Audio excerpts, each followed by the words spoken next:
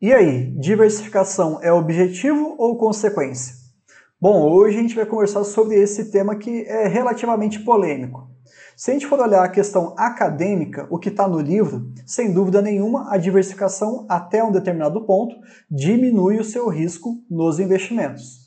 Mas eu queria trabalhar um pouquinho mais esse conceito e como é que seria na prática. Quais são as vantagens e desvantagens?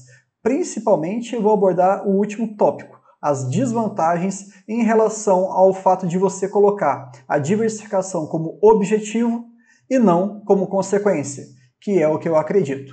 Me acompanha até o final que com certeza vai valer a pena para pelo menos você questionar aí a sua abordagem em relação ao mercado financeiro.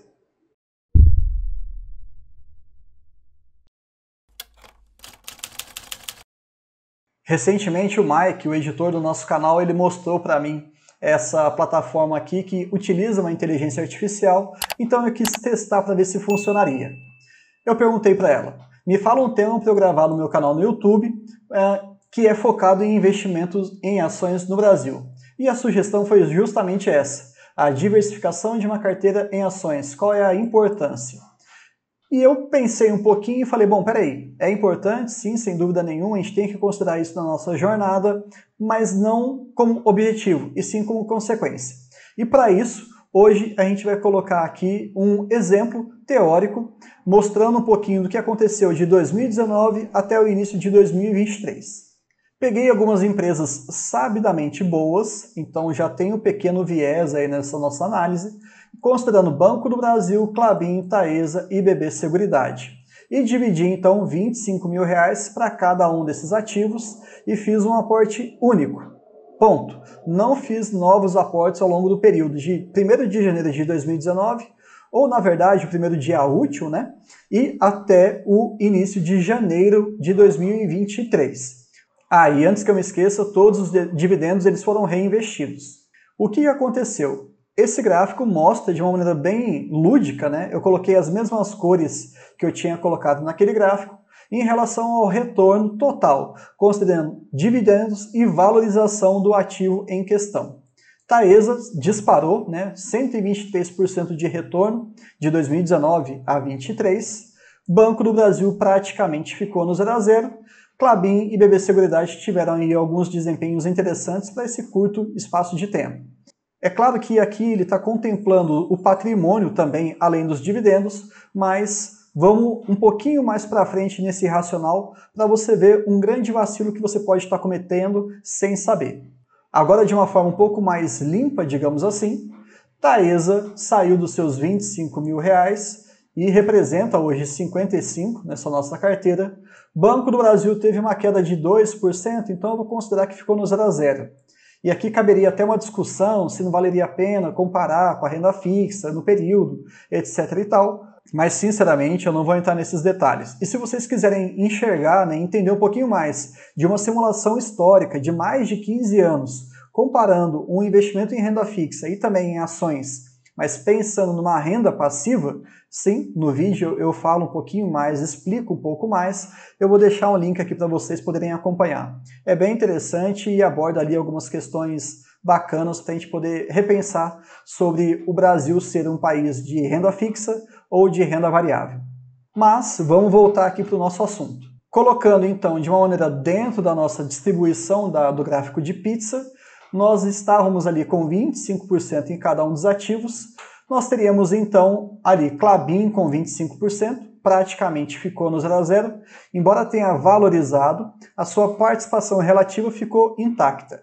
Banco do Brasil e BB Seguridade tiveram um pequeno declínio, então, tecnicamente falando, pensando nos 25% de ajuste da nossa carteira 4 anos depois, 2019, 2020, 2021, 2022 e pegando o início ali de 2023, nós teríamos que vender Taesa, já que ela representa uma participação maior na carteira, e teríamos que comprar BB Seguridade e também ali Banco do Brasil. Calma, não vamos nos precipitar. Por que que isso não é tão interessante? Justamente por conta do seu yield on cost. E eu coloquei aqui entre aspas porque tem alguns detalhes que eu não vou abordar aqui muito não, mas a ideia não vai ser prejudicada por conta disso. Quando a gente olha ali esses ativos e coloca a cotação ajustada pelos dividendos, o que isso significa? Basicamente, eu estou pegando ao longo de todo esse período todos os dividendos e juros sobre capital próprio e estou descontando da ação, para que a gente chegue então nesses valores que seria o seu desembolso real. Vamos lá, olha só, eu tenho uma ação que eu paguei R$20, tranquilo? E depois de um tempo, ela me pagou R$2 de dividendos e eu fiz um reinvestimento. Do ponto de vista prático, o que está acontecendo? Eu tirei do meu bolso R$20 e o mercado já me devolveu, então, R$2. Qual que seria o meu preço de custo ajustado? 18. É a diferença. É essa a conta que a gente está fazendo aqui. Bom, olha como que isso chama atenção. Pegando os dados da plataforma AGF, inclusive eu vou deixar o link aqui na descrição para vocês poderem testar durante 30 dias de graça, acho que vale a pena, sem dúvida nenhuma. Pegamos o DPA projetivo de 2023. Banco do Brasil promete, ou pelo menos nós temos a perspectiva, de que ele vai entregar 4,61. Considerando o nosso preço de custo, teríamos aí um yield on cost, um retorno nesse ano de 12%.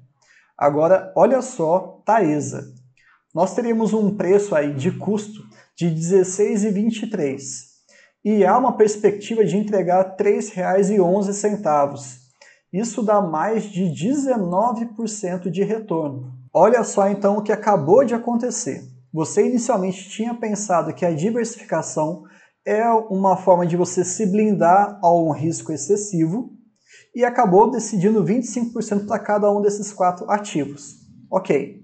Passou um tempo, você não mexeu em nada, só foi reinvestindo, enfim, foi só realimentando ali o efeito bola de neve. Até aí, maravilha. Mas no início de 2023 você resolveu reavaliar essa sua carteira e falou, bom, eu vou fazer jus à minha diversificação de 25%. E chegamos àquela conclusão de que você tinha que vender Taesa, já que ela valorizou muito, e estava com um peso muito grande na sua carteira. Mas você estava abrindo mão de um yield on cost, de uma rentabilidade para esse ano de quase 20%. E por quê? Porque você queria respeitar a regra da diversificação. Entende que talvez não seja muito interessante? Porque afinal de contas, sempre se pergunte, qual que é o seu objetivo final de investimento? É ter uma carteira diversificada em que você consegue ficar protegido e por isso você vai respeitar essa porcentagem? Ou você quer viver de renda passiva por conta dos proventos? Entenda, essas duas situações elas não são antagônicas. Existe sem dúvida nenhuma uma sobreposição, dá sim para você fazer as duas coisas ao mesmo tempo, porém, até que ponto você vai ficar pensando muito nessa segurança e ficar girando a sua carteira, compre e vende, para que você preserve aquela segurança de uma diversificação, ou até que ponto você quer chegar o mais rápido possível, da maneira mais eficiente, e eu acho que essa é a palavra mais importante, você está buscando uma eficiência máxima, mantendo na sua carteira empresas que têm um yield on cost cada vez mais volumoso. É isso que a gente quer. Então eu não sei muito bem se vale a pena ficar respeitando isso, ficar considerando isso como um objetivo. Mas é claro, sem dúvida nenhuma, com o passar do tempo, você tende a colocar outras empresas que estão mais interessantes. Por exemplo, nesse contexto que nós mostramos, talvez não fosse tão bom você comprar Taesa pensando que possivelmente ela estivesse muito valorizada. Pode ser uma situação. Então você olha para a sua carteira e fala assim, o que está mais barato? Como é que eu consigo comprar um dividendo mais barato? Pensando, é claro, que você já estudou todas essas empresas, conhece como é que elas ganham dinheiro, quais são os riscos associados e todos aqueles outros detalhes que são fundamentais. Dado essa premissa, você fala, eu vou olhar aquilo que está mais barato. Esse é o racional mais interessante que o próprio jeito Barsi de investir contempla, sempre respeitando, é claro, o mínimo de 6%. Dito tudo isso, esse é o principal motivo de hoje eu estar extremamente tranquilo a colocar 65% do meu patrimônio apenas em uma empresa. Para quem já acompanha o canal, infelizmente nós passamos aí de 1 ano de existência, né, publicando vídeos de uma maneira bem recorrente para vocês. E inclusive, se você estiver gostando desse conteúdo de hoje, deixa o seu like. Se você ainda não é inscrito, se inscreva também no nosso canal. Isso faz muita diferença para a gente. Quem acompanha a gente sabe que eu já tive mais de 80% em Banco do Brasil. Por quê? Quando eu iniciei essa carteira pública, que eu já confesso para vocês que é a minha carteira pessoal também, aqui a gente segue um pouquinho daquela ideia do skin in the game, eu estava colocando uma porcentagem tão grande do meu patrimônio, porque eu tinha estudado a empresa, tinha entendido algumas premissas que estavam acontecendo naquele contexto, e falei, esse é o dividendo mais barato numa empresa que está fazendo parte dos setores BEST. Bancos, energia, saneamento, seguros e também telecom.